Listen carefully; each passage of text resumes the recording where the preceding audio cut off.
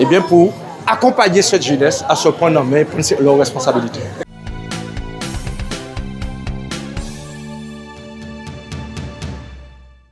Alors nous sommes conscients parce que j'ai une belle expérience quand même. Pendant 10 ans, je suis resté le premier adjoint en exercice de la collectivité. Donc on a une belle équipe avec la jeunesse, et autour de cette jeunesse bien formée, eh bien nous avons quelques élus d'expérience comme M. Citadel, M. Bozor, moi-même et quelques autres personnes qui ont d'autres expériences de la vie, eh bien pour accompagner cette jeunesse à se prendre en main et prendre leurs responsabilités. Alors, candidature effectivement officielle d'Ephrem Glorieux ce soir, tête de liste transparence, puisqu'on veut du changement au Lamentin. On ne veut pas que ce soit une jeunesse qui soit écoutée qu'en période d'élection. On veut vraiment une jeunesse qui soit engagée dans la municipalité en tout cas, et une municipalité qui prend en compte réellement les besoins du territoire. Très bien, donc Ephrem s'engage à cette jeunesse à apporter un changement, à apporter un plus. Exactement, Ephrem l'a évoqué, beaucoup de candidats, beaucoup de dispersion, mais je pense qu'Ephrem peut rassembler tout le monde et faire une vraie politique, en tout cas lamantinoise. Donc nous croyons à un projet commun, un projet qui a été construit depuis plus de 10 mois de terrain où nous sillonnons le territoire de Lamentin, où nous avons entendu les souffrances, les douleurs, nous avons vu aussi en direct les difficultés de la population et toutes les demandes. Donc chaque quartier a des difficultés différentes, donc c'est vraiment un programme construit pour la population et avec la population. C'est tourné autour de l'humain. Il y a des changements profonds à apporter et une autre vision, une autre incarnation du pouvoir.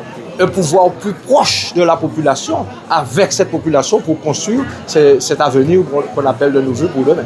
Très bien. Est-ce qu'il y a des points particuliers à cibler par rapport à vos actions? Alors c'est vrai, donc on n'a pas le choix inexorablement. Il faut redonner à Ravinchod tout son sens pour fonctionner durablement et au service de la population de Lamentin, plus singulièrement et largement la Guadeloupe. Il faut aussi terminer inexorablement cette école de cailloux. Il faut désenclaver Ravinchod dans le cadre de risque de crue de la rivière de la grande rivière Aguayave.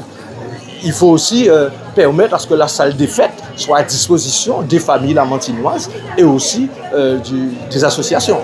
C'est un homme de dossier, c'est quelqu'un qui connaît, il a quand même plus de 10 ans d'expérience politique, donc il connaît les dossiers, donc ce n'est pas nouveau. Donc l'objectif pour nous, c'est de nous mettre tout de suite au travail à travers cette composition de listes très hétérogène, de techniciens, de personnes du peuple. Donc on est vraiment un groupe moteur, très engagé aux côtés d'Ephrem pour le soutenir et nous avons des visions communes.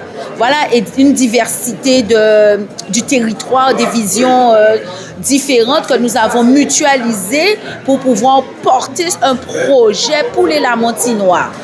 Les personnes âgées aussi, puisqu'on s'est rendu compte qu'il y avait beaucoup de personnes âgées isolées, seules.